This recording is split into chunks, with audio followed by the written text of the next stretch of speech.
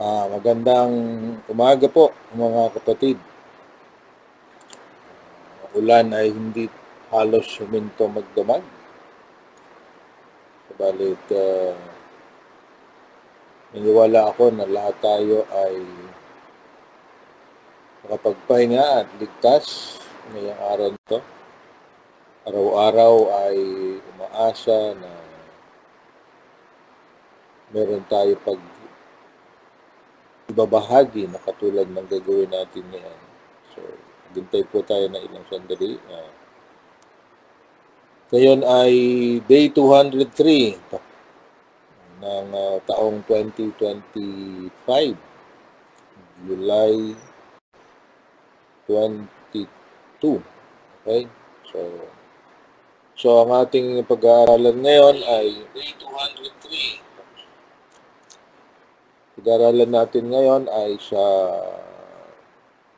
mga kawikaan, 11, talataang 1 hanggang 11. So, naulit ko, mga kawikaan 11, talataang 1 hanggang 11. So, atin pong iisa-isahin ang bawat talata na ating para sa araw na ito at ating ipaliwanag ng konti. Dito ay makikita natin ang contrast o yung paghahambing ni Haring Solomon sa mga taong matuwid at ano ang sa taong masama, ano ang mga palatandaan, pagkakaiba na isa't isa. Okay, so simulan na po tayo. So tayo po ay lumapit sa Panginoon. Tayo ay manalangin. Ama naming Diyos na makapangyarihan sa lahat. Gamat ang panahon ay hindi paborable, ay hindi naman kayo nagbabago. Kaya ngayong araw na to ay kami umaasa na kasamahan nyo kami upang maunawaan ang mga paalaala ni Haring Solomon sa aming lahat tungkol sa aming ugali, sa aming values and virtues at anong kahinatnan nito. Salamat po, Panginoon, na magsalita kayo sa amin sa pamamagitan ng inyong banal na aklat. Ngatan niyo po yung mga maaari na apektuhan ng malalakas na ulan, at mayroong mga baha sa kanilang tahanan, iba-ibang lugar na mababa dito sa Metro Manila at maaaring sa probinsya, Lord. Kung maaari po ay bigyan niyo sila ng pahinga, nawa ang ulan ay huminto upang humupa muna ang tubig na baha na maaaring na-develop dahil sa patuloy na pag-ulan. Po ang aming dalangin sa pangalan ni Jesus. Amen. So, buksan na po natin ang ating aklat at sa aking version na ginagamit ay ang New Living Translation, NLT. At atin pong iisa-isahin ang bawat talata at bayaan nating tayo mismo ay maunawaan ang sinasabi ni Haring Solomon. Ang unang verse sa 11:1 sa NLT at sa wikang Tagalog ating paghalin-halin, pagpalit-palitan na sabi sa 11:1, the Lord detests the use of dishonest scales, but He delights in accurate weights. Sa Tagalog, kasuklam-suklam kay Yahweh ang timbangang may daya, ngunit ang kasiyahan naman ang timbangang tama. Okay, so pag gumagamit ng timbangan, ibig sabihin merong exchange, merong business, merong sale or anuman. So ito po ang ibig sabihin ng salita na ito. So sa kalimitan nga, ang problema sa mga ibang mga tao ay yung merong hindi tama sa standard ang sukatan at kumisan ay ginagamit nga yung pag tiningnan mo sa ibabaw o ay mabuti at maganda, subalit kuminsan ito naman ay ang tinatago sa ilalim yung hindi ka kasing ganda ng nasa ibabaw. So ang sabi dito, kinamumukhian, kinasusuklaman ng Diyos ang hindi tapat, so dishonest. So kailangang mag-ingat tayo na hindi tayo ipakita natin ang tunay na uri ng ating mga paninda at o kaya ay ano ating tinetrade, pinagpapalitan at siguraduhin na parehas ang binayaran at ang pagbabayad. So, pangalawa, pride leads to disgrace but humility comes wisdom. So, sabi dito sa Tagalog, kahihiyan ang laging dulot ng kapalaluan, ngunit pagpapakumbabay nagbubunga ng karunungan. Ayan. So, humility comes wisdom. So, ang pagkapahiya ay ang pagmamataas o arrogance or ay ang bunga ng kalimitan ng bagay na ito ay yung mga taong arrogante o may mapagmataas o mayabang hindi na natuturuan. Yun ang isang nakikita kong problema kapag tayo ay arrogante o mapagmataas. Hindi na tayo matuturuan at ang iniisip natin ay laging tama, kaya hindi na maitutuwid ang mali na nangyayari at ang sabi dito, ang bunga ay kahihiyan. Alam ko makakapag-relate tayo dito na kapag tayo ay sa mga bagay na akala natin kaya natin, tapos nangyayari hindi pala natin kaya, nakakahiya ang resulta. Diba? So, I'm sure somebody sometimes in our life ay nangyari ang bagay na ito. So, pero ang tao na mapagpakumbaba at naniniwala na meron pa siyang matututunan ay alam na sabi dito, dumarating ang karunungan. Sa verse 3, honesty guides good people, dishonesty destroys treacherous people. Ito ay pwede nating i-connect sa chapter 11, verse 1. Hindi, parang nakahang na itong aking balikan natin sandali. Dahil hindi gumagalaw. Totoo, okay naman pala. Dito lang sa...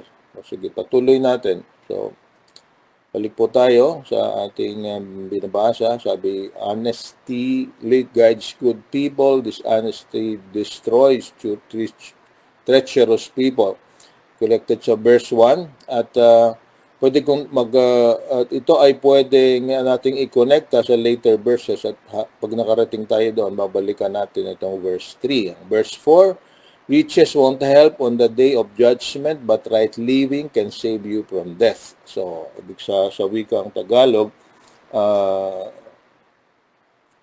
ang tuntunin ng walang halaga ang yaman sa araw ng kamatayan, ngunit ang katwiran ay magpapalaya sa kapahamakan. Totoo ito na kasi yun nga ang kung babalik ulit tayo sa verse 1 na ugat ng ating pinag-uusapan ngayon, ang tao ay gumagamit ng tinatawag na dishonest scales to gain something out of nothing or a little. O kaya ang bunga nito kung sa simula ay sabi na ay kasaganaan, riches. Kaya lang tandaan natin saan man nanggaling ang kayamanan natin, sabi nga hindi natin ito madadala sa langit. Okay? So kaya sa araw ng paghatol ay lahat ng nasa sanlibutan ay matutunaw, susunugin. Pero ang tao na nabuhay ng sabi niya ay the right living ay hindi mapapahiwalay sa Diyos kaya maliligtas at subalit yung mga tao na dinidescribe do sa verse 1 gumagamit ng pandaraya, sabi dito ay mapapahamak. So kailangan tayo ay pumili. So pag tinignan natin yung verse 5 naman, related uli sa verse 1, sabi dito, the godly are directed by honesty, the wicked fall beneath their load of sin. Okay? So, the godly are directed by honesty, the wicked fall beneath their load of sin. So, ang ibig sabihin, ang matuwid at ang righteous ay ang ginagamit talaga ay katapatan. Pero ang habang tayo ay hindi nagiging tapat, sabi dito ay lumalami lalo ang ating kasalanan, at dahil tayo naman ay merong sabihin nating konsyensya, ay mas malaki ang burden noong sabi nating hindi nagiging tapat sa at nagkakaroon ng pag-uusig sa kanyang kalooban. Guilty. Yung guilt kasi ay isang pinakamabigat na dalahin ng isang tao. Kapag tayo ay merong sabi nating utang na hindi kabutihan, ang ating normal na ginagawa ay tayo ay nagiging merong mabibigat sa dibdib na dinadala. So sa verse 6, the godliness of good people rescues them, the ambition of treacherous people traps them. So parallel ito sa verse 5, at nakikita natin, sabi niya, ang pagiging makadiyos ng mabuting tao ang nagiging daan para maligtas sila o sila ay maisalba. Pero ang ambisyon o yung kayabangan ng mga madayang tao ang nahuhuli o nagigipit ay sila rin. Sa wikang Tagalog, ang pagka-translate ay ganito: ang katuwiran ng matuwid ang nagliligtas sa kanya, ngunit ang masama ay bilanggo ng kanyang masasamang nasa. Yan, maganda ang pagkasabi sa Tagalog. So, kalimitan ang biktima ng ating mga bagay na hindi karapat-dapat na ginawa ay ang tayo rin, kaya tayo dapat magmaingat. So verse 7, when the wicked die, their hopes die with them, for they rely on their own feeble strength. So sa Tagalog, ang sabi, ang pag-asa ng masama ay kasama niyang pumapanaw, ang umasa sa kayamanan ay nawawalang kabuluhan. Kaya nga, sabi hindi lahat ng mga bagay ay nabibili ng salapi. At ang isang bagay na gusto kong wag natin kalilimutan, hindi natin kaya lang bumili ng kaligtasan, dahil ang kaligtasan ay isang regalo na ibinigay sa atin. So, sa pamamagitan ng ating pananampalataya sa Panginoon at pagsunod sa Kanya ay nagkakaroon tayo, sabi niya, ito ang daan ng ating kaligtasan, hindi ang ating mabubuting gawa.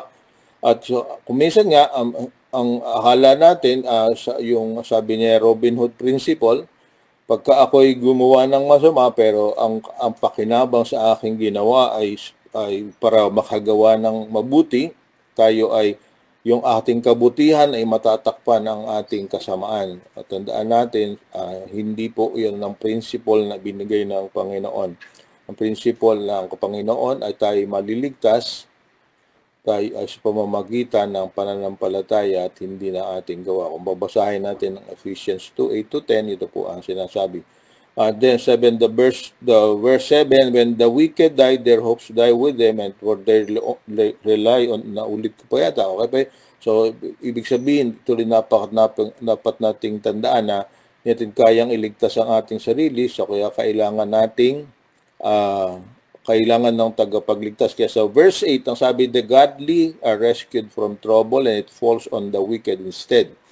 So, ang sabi sa wikang Tagalog, ang matuwid ay inilalayo sa bagaba, ngunit ang masama ay doon bumabagsak. So, tanda natin, ito yung mga posible, sa bagay, naniniwala ito na talagang mangyayari, ang kabuktutan o ang kasamaan ay hindi mananatili. Dadating ang panahon, ang mga taong nabubuhay sa kasamaan ay parurusahan. Kaya, so, piliin na natin na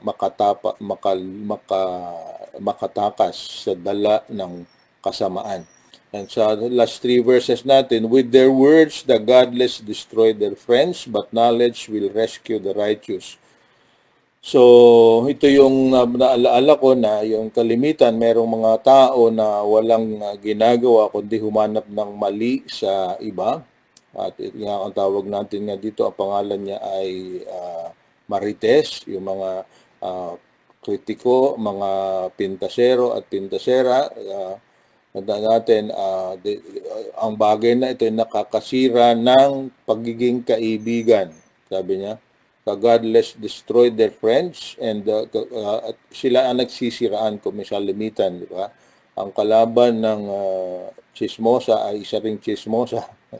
So, kailangan wag tayong makasama sa katulad nila. Let our words be a blessing sa iba. At kung meron tayong anything against anyone, sa kanila natin sabihin at huwag sa iba. Okay, so para malaman nila kung anong ating reaction, ating response sa naririnig natin o sa ginagawa nila. Verse 10, the whole city celebrates when the godly succeed.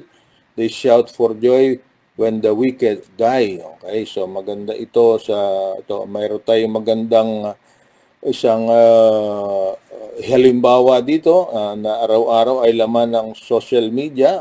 Sabi ng isang syudad na napakapalad ay ang syudad ng Pasig, except today dahil baha sila ngayon.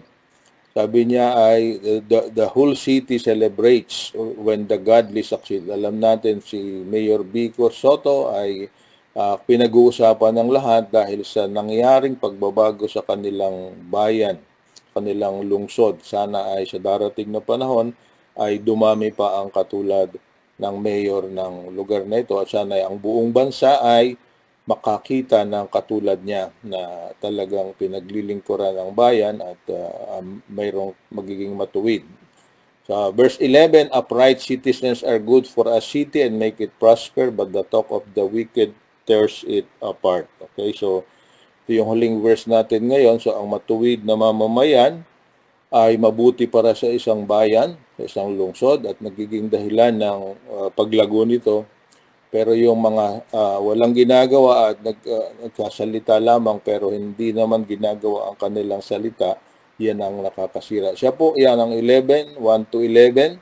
Bawat isang verse ay ating pinaliwanag ng sa maikling pamamaraan. Naniniwala ako na kayo rin ay pwede nating maisaloob ang sinasabi ni Haring Solomon sa mga salita na ito. Kaya pagpalain tayo ng Panginoon, ang aking dalangin ay bawat isa sa atin ay maging katulad ng nakalagay sa verse 11, upright citizens. We are citizens not only of our city but also of heaven. So let's give God the glory sa pamamagitan ng tayo magiging prosperous o tayo ay maging productive, mabunga at sa paraan na sabi nga ay tapat at walang pandaraya. Balikan natin yung verse 1, yun po ang inuulit-ulit doon. Maging tapat tayo sa lahat ng ating mga ginagawa, honest pay for honest work, ang sabi nga. Tapos customers, ang una natin din pinahalagan pag tayo nagninegosyo at hindi yung sarili nating kapakinabangan. Pagpalain po kayo ng Panginoon, aking dalangin na ang panahon ay bumalik na sa magandang panahon at sana ay tayo mag-ingat habang dumadaan ang patuloy na pagulan. Tayo magpasalamat sa Panginoon. Salamat Panginoon na punong-puno ng karunungan, ang mga nabanggit na at nabasa namin ang salita ninyo, Panginoon.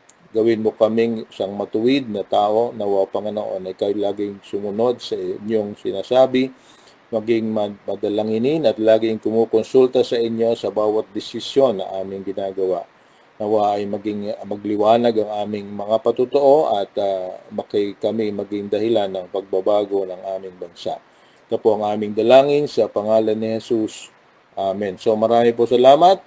Hanggang mamayang gabi, magkita-kita po tayo sa ating Zoom prayer meeting. Salamat po sa inyong pagsama.